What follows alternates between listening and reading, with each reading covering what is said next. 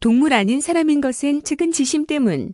독수리는 힘센 새끼가 형제를 둥지 밖으로 밀어내는 것을 허용하지만 사람은 약한 막내에 더 많은 애정을 쏟고 억강부약의 정치 과정을 통해 적자생존 무한 경쟁을 제어하며 함께 사는 세상을 추구합니다. 경쟁과 효율이라는 신자유주의 체제 아래에서 소수의 자산가와 고소득자들의 1%대 초저금리 대출 기회를 독점하는 한편 도덕적 해이라는 채찍으로 서민들에게는 초고금리를 강요하며 저금리 대출 기회를 일부나마 고루 누리자는 주장, 기본 대출권, 은시장 경제 왜곡 금융 시스템 훼손이라 비난합니다. 정부 명령으로 임차 건물 사용이 불가능하면 임차인과 임대인이 분담해야 마땅할 임대료를 임차인이 모두 부담하는 것을 당연시합니다. 중소상공인의 숨통을 틔워주는 지역화폐는 시장을 점령해가는 유통대기업의 자유와 이익을 훼손하는 부정의로 공격됩니다. 강자 중심의 신자유주의가 경제 특히 금융에서 맹위를 떨치며 공동체의 연대 성과 발전 잠재력을 훼손하고 있습니다. 경제는 과학을 넘어 정치이고 경세제민, 정치기란 이해 조정이 본질이라 당연히 집단과 주장이 충돌합니다. 정치기란 다를 뿐 틀린 것은 아니므로 정치는 진리탐구 아닌 결단의 영역입니다. 그래서 형제사례의 동물 세계를 벗어나 인간적 시장 경제 질서를 만드는 것도 마음먹기에 따라 얼마든지 가능합니다. 빈부분리에 의한 신용등급제를 인정하되 일정 부분은 부자 빈자 구분 없이 금융이익과 손실을 분담하는 것, 소수 유통대기업의 자유로운 영업을 허용하되 특정 영역에선 중소상공인들에게 우선권을 보장하는 것, 위기 상황에서 임대인과 임차인 모두 공평하게 손실을 분담하는 것도 해야 할 일입니다. 부자는 쓸 곳이 없고 빈자는 쓸 돈이 없어 공동체의 성장 발전이 장애를 겪는다면 조세와 재정 정책으로 돈을 돌려 경제 발전을 도모하는 것이 모두에게 이익입니다. 빌 게이츠, 마크 저커버그, 일론 머스크처럼 자본주의 시장 경제 질서 안에서 성공한 실리콘밸리의 CEO들이 소비 확대를 통한 경제의 지속 성장을 위해 기본소득을 주창한 점을 주목해야 합니다. 절대 빈곤을 벗어나 넘치는 자본과 기술로 필요한 건 얼마든지 공급 가능한 4차 산업혁명 시대에는 총량을 늘리려고 큰 아들이 모든 것을 가지고 나머지는 모두 가난한 가족보다 조금 모자라도 온 가족이 함께 잘 사는 길도 가능한 선택지입니다. 당장의 작은 이익에 매달려 모두 함께 잘 사는 공동체의 미래를 간과한 일부 보수 언론과 경제 전문가 고위공직자들에게 진지하게 드리는 말씀입니다. 어떤 선택이 우리의 미래를 위해 바람직한지 공개 토론의 장에서 의견을 견줄 수 있기를 다시 한번 요청드립니다. 다음 페이스북 글 조세재정연구원이 얼빠진 게 아니면 4가지 질문에 답변 바랍니다. 조세재정연구원은 2018년까지 자료로 2019년 말에 연구를 끝냈습니다. 그런데 최근 발표한 연구 내용의 부실이 지적되자 자료를 업데이트하여 추가 연구로 보완하겠다고 했습니다. 그래서 묻습니다. 첫째, 이 연구는 끝난 것입니까? 아니면 여전히 연구 중입니까? 둘째, 2019년 말에 끝난 연구라면 왜 9개월이 지난 지금 발표했습니까? 그리고 끝난 연구를 왜 추가 연구로 보완합니까? 셋째, 여전히 연구 중이라면 연구 완료 후가 아닌 지금 미완의 연구 결과를 최종 연구 결과인 것처럼 공식 발표했습니까? 넷째, 행안부 산하지방행정연구원과 국무총리실 산하조세재정연구원은 모두 정부 산하 국책연구기관인데 같은 지역화폐의 유용성을 다룬 연구가 상반되는 지금 지방행정연구원의 연구는 틀렸고 조세재정연구원의 연구만 옳다는 주장은 근거는 무엇인가요? 얼빠진 것이 아니라 학자적 양심에 따른 중립적으로 올바른 연구를 하는 국책연구기관임을 증명할 기회이니 답해 주시기 바랍니다. 다음은 2020 DMZ 포럼 이재명 지사의 기조연설입니다. 북측의 5가지 협력 사업을 제안합니다. 전 세계가 코로나19와 싸우고 있습니다. 감염병은 우리의 일상을 완전히 바꾸어 놓았습니다. 당연하게 여겼기에 무심코 지나쳤던 것들이 얼마나 소중한 것인지 절감하고 있습니다. 만일 다시 돌아갈 수 있다면 우리의 일상이 위태로워지지 않도록 더욱 노력해야겠다는 생각을 해봅니다.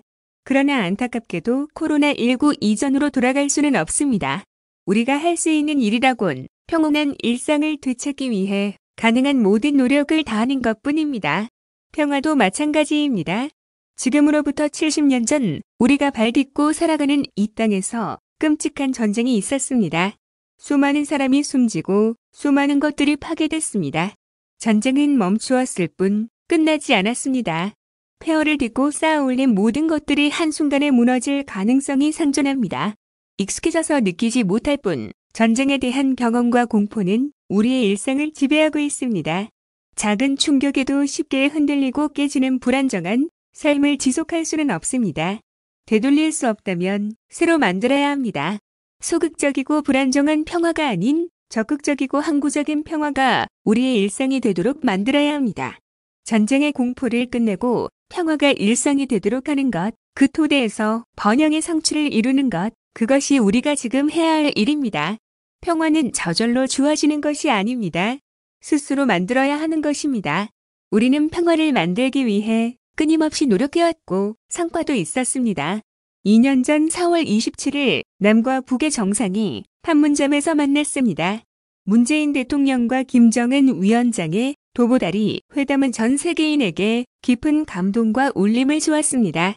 그로부터 5개월 뒤인 2018년 9월 19일 두 정상은 역사적인 평양 공동선언을 발표했습니다. 미국의 트럼프 대통령이 김정은 위원장과 함께 군사 분계선을 넘고 남북미 정상이 판문점에서 만나는 놀라운 광경이 펼쳐졌습니다. 그렇게 평화를 만들었지만 평화를 지키는 것은 쉽지 않았습니다. 베트남 하노이에서 열린 북미 대화는 성과 없이 끝나버렸고 남북 관계는 한 발짝도 나아가지 못했습니다. 급기야 남북 교류 협력의 상징인 남북 공동 연락사무소도 파괴되고 말았습니다. 남북 관계는 다시 얼어붙었습니다. 그러나 포기할 수는 없습니다. 옳은 길이라면 시련과 고난이 있다고 해도 나아가야 합니다. 경기도는 DMZ를 품고 있는 대한민국 최대 지방정부입니다. 남북관계의 영향을 가장 먼저 가장 크게 받는 곳이 경기도입니다. 그렇기에 남북관계 발전과 한반도 평화 정착에 대한 막중한 사명감과 책임의식을 갖고 있습니다. 평화와 번영의 한반도 시대를 열기 위해 경기도는 할 수 있는 최선의 노력을 다할 것입니다. 남북 교류를 통해 신뢰를 회복하고 평화를 정착시켜 번영의 길로 가고자 합니다. 그것이 남북 모두에게 이익이라고 믿습니다. 그런 차원에서 이 자리를 빌려 몇 가지 협력 사업을 북측에 제안합니다. 첫째, 한반도 보건 증진을 위한 남북 공동 방역과 의료 협력입니다. 아프리카 돼지열병과 코로나19에서 보듯 전염병과 감염병은 국경으로 막을 수 없습니다. 피해를 막고 모두의 안전을 확보하려면 남북 공동 방역 협력 체계를 구축해야 합니다. 우리는 말라리아 공동 방역 경험을 갖고 있습니다. 남북 보건의료 분야 전문가들을 비롯한 인적, 물적 교류를 통해 각종 질병에 효과적으로 대응할 수 있습니다. 이를 위해 개풍, 개성 일원의 남북 공동의료 보건방역센터 설립을 제안합니다. 경기도가 쌓아온 방역 역량과 북측의 국가 비상방역체제 경험을 공유하고 임상치료 정보를 교류하는 거점이 될 거라 기대합니다. 둘째, 임진강과 북한강 수계관리 협력입니다. 수해 방지와 통합적인 물 관리를 위해 남북 수계관리기구를 설치해야 합니다. 남측은 홍수 피해를 막고 북측은 가을수기 건천화와 물 부족 사태를 예방하는 데 기여할 것입니다. 이와 함께 풍부한 수량으로 생산된 전력을 북측에 제공하면 남북 모두 이익을 얻을 것입니다. 셋째, 경기도 접경 지역과 밀접하게 관련 있는 사업에 대한 남북 공동조사, 연구를 제안합니다. 한강하고 남북 공동수로 조사 체계와 서해 경제 공동특구 조성 사업을 상호 합의대로 이행해야 합니다. 비무장지대 안에 개성과 판문점 등과 연계하여 남북이 자유롭게 오갈 수 있는 평화공원을 조성할 수 있도록 조사와 연구를 해야 합니다. 넷째, 남북 공동 산림보건 사업과 농촌 종합개발 사업을 재개해야 합니다. 경기도는 지방정부 최초로 영묘장 조성 물품과 스마트온실에 대한 UN 대북제재 면제 승인을 받은 바 있습니다. 대북제재 걱정이 사라진 만큼 개풍령 묘장과 농촌 시범마을 조성 재개를 위한 협의를 서둘러 재개해야 합니다. 마지막으로 이 모든 사업에 앞서 대북 수해 복구 지원 사업에 나서고자 합니다. 연이은 태풍으로 남측의 피해도 크지만 북측의 피해 역시 매우 심각한 것으로 압니다. 같은 민족으로서 동포가 어려울 때 돕는 것은 당연한 일입니다. 1984년 우리가 큰 홍수 피해를 입었을 때 북측 역시 쌀과 의약품을 비롯한 구호물자를 조건 없이 지원한 바 있습니다. 경기도는 가능한 형편에서 조건 없이 대북 수해 복구 지원 사업에 함께하겠습니다. 앞서 말씀드린 제안들을 실현하려면 북측의 참여가 꼭 필요합니다. 경기도는 언제 어디서든 대화할 준비가 되어 있습니다. 북측의 통큰 결심과 참여를 기대합니다. 국회에도 요청드립니다. 대북전단 금지법 제정, 남북정상선언, 비준 등 현안을 조속히 처리해 평화협력에 대한 우리의 의지를 보여줄 수 있기를 당부드립니다. 쉽지 않은 길이지만 반드시 가야 할 길, 한반도 평화시대를 열기 위해 모두 함께해 주시기 바랍니다. 다음은 제12회 DMZ 국제 다큐멘터리 영화제 뉴스입니다. 제12회 DMZ 국제 다큐멘터리 영화제가 17일 오후 7시 메가박스 파주 출판 도시에서 막을 올린다. 오는 24일까지 8일간 메가박스 100석에서 33개국 122편의 다큐멘터리가 상영되며 일부 프로그램은 유튜브와 영화제 홈페이지를 통해서도 만나볼 수 있다. 이번 개막식은 코로나19 확산 방지를 위해 제한된 초청 인원만 입장한 가운데 배우 성훈과 아나운서 임현주의 사회로 진행된다. 개막식은 현장에 참석하지 못한 관계자와 관객을 위해 네이버 TV를 통해 생중계된다. 개막식에는 개막작 학교 가는 길의 김정인 감독을 비롯한 초청 감독과 조동희, 김경목, 고희영, 김지하, 박광수, 김영덕 등 본심 심사위원이 참석한다. 주요 외빈으로는 오석근 영화진흥위원회 위원장, 김동호 강릉국제영화제 조직위원장의 주요 국제영화제 집행위원장과 영화계 인사들이 자리하며 최만식 경기도의회 문화체육관광위원장의 최신덕, 김경희, 손희정 의원도 함께한다. 개막식의 시작을 알리는 축하 공연은 판소리의 현대적인 해석으로 화제를 모으고 있는 이날치 밴드와 앰비규어 스탠스 컴퍼니의 춤이 어우러지는 흥겨운 공연이 영상으로 제작되어 선보인다. 이어서 영화제 조직위원장인 이재명 경기도지사의 영상 메시지가 공개된다. 이 지사는 접경을 품은 경기도는 평화의 소중함을 가장 먼저 가장 크게 체감하는 지역이라며 영화제를 통해서 대결과 갈등의 상징인 DMZ를 평화, 소통, 생명의 공간으로 만들기 위한 노력이 계속 이어지길 소망한다는 메시지를 전한다. 박양우 문화체육관광부 장관과 영화제 부조직위원장인 최종환, 파주시장, 이재준 고양시장도 영상으로 인사를 대신한다. 올해 개막작은 김정인 감독의 학교 가는 길이다. 서울시 강서구 특수학교 설립 추진 과정에서 장애 자녀를 둔 학부모들과 지역 주민들의 갈등을 담은 학교 가는 길은 함께 살아가는 사회에 대해 묵직한 주제를 던지는 작품이다. 제12회 DMZ 국제 다큐멘터리 영화제는 앞으로 24일까지 8일간 열린다.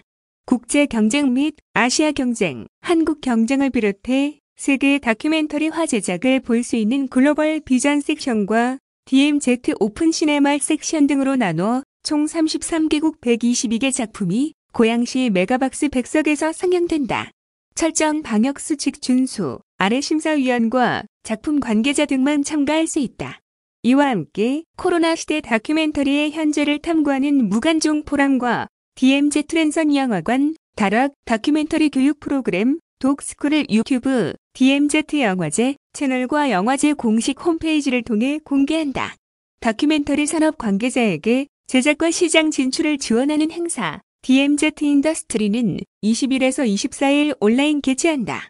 영화제 마지막 날인 24일에는 기존의 폐막식 행사를 축소해 고양시 메가박스 100석에서 오후 7시 7개 부문 16개 상을 발표하는 시상식을 진행할 예정이다.